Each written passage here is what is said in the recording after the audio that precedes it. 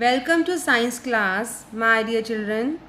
Children, in today's session, we will learn about solids, liquids and gases. So let's start with this session. Children, do you know what is matter? Yes, matter is anything that takes up space and has mass.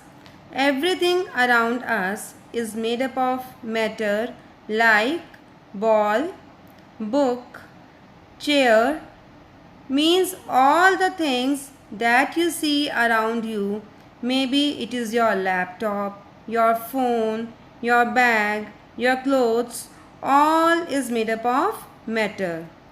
Matter can be seen, touched, smelled or tasted. All matter is made of very small particles. States of matter. Okay. Now tell me, dear children, how many states of matter are there?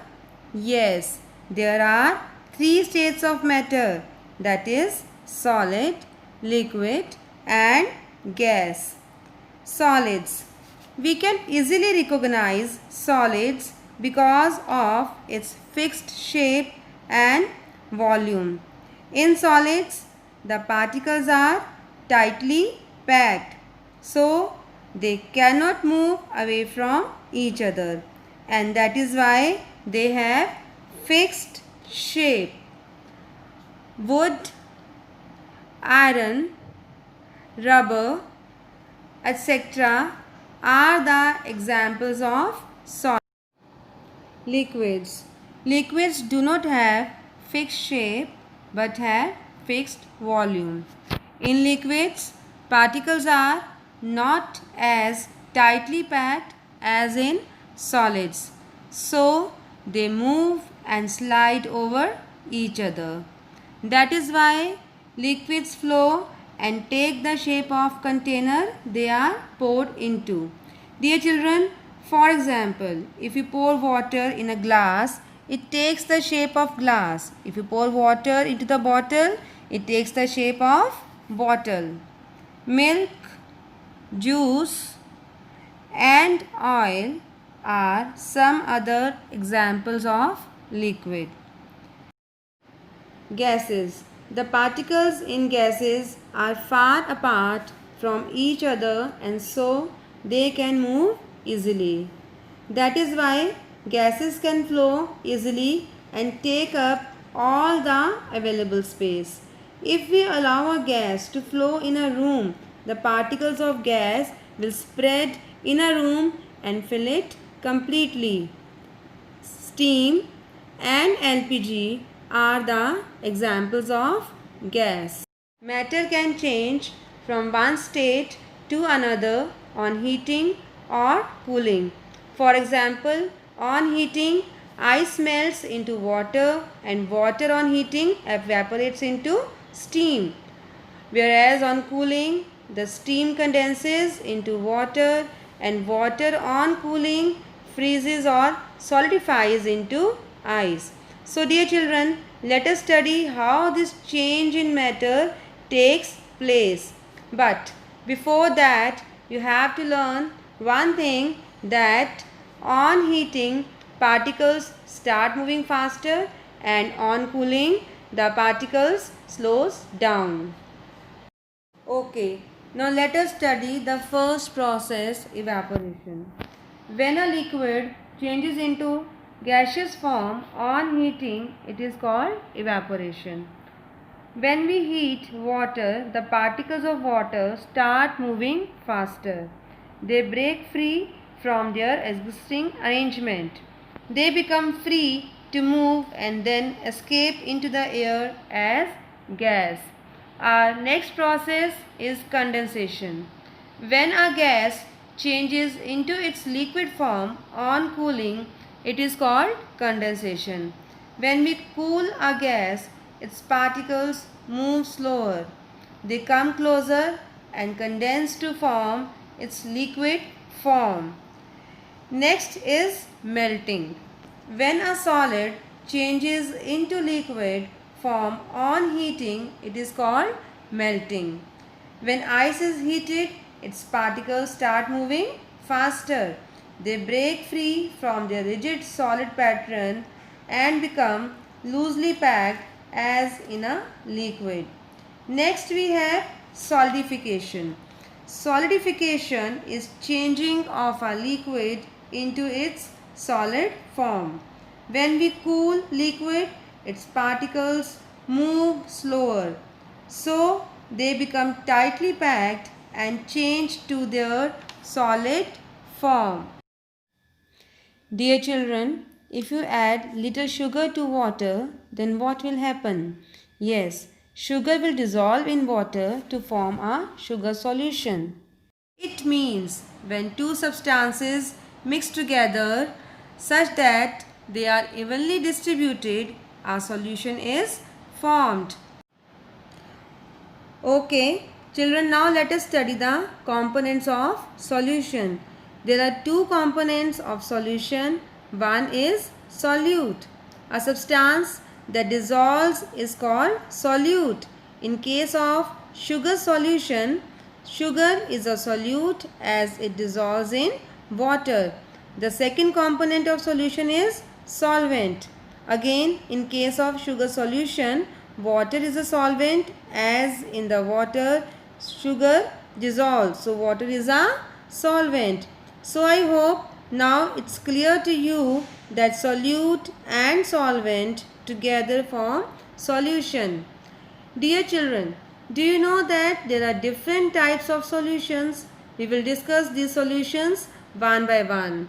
First is solids in liquids.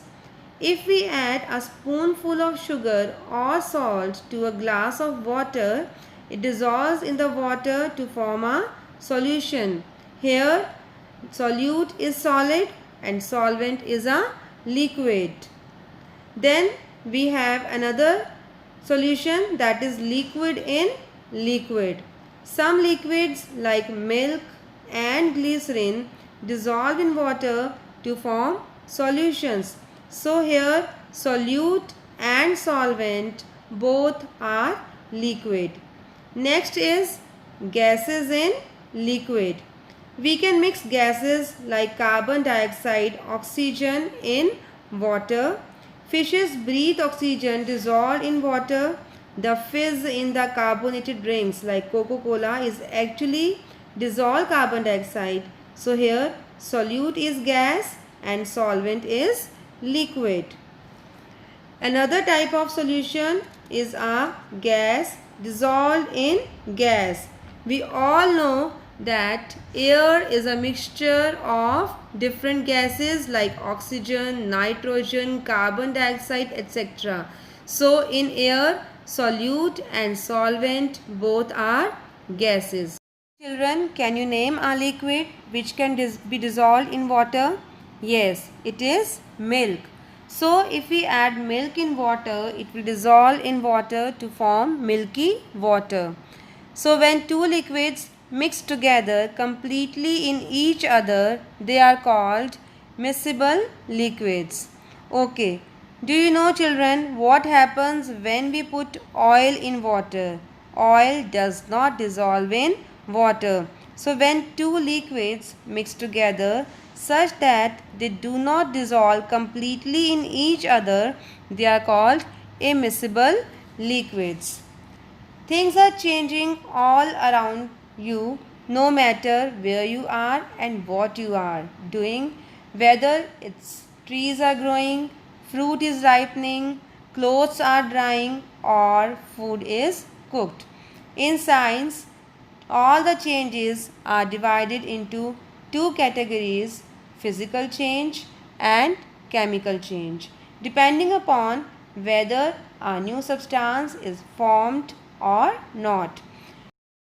Dear children, if we keep ice cubes out of the freezer, what will happen? After some time, it will change into water. Here the change occurs only in the physical state, that is from solid to liquid, and no new substance is formed. So, such type of change in which only the physical state of a substance changes and no new products are formed is called the physical change. Some other examples of physical change are melting of butter, breaking of glass, melting of ice cream, and tearing of paper. Okay children, what will happen if we burn a paper? It will change into ash and smoke. New substances are formed this time. The chemical composition of a paper is changed and a new substance, ash and smoke are formed.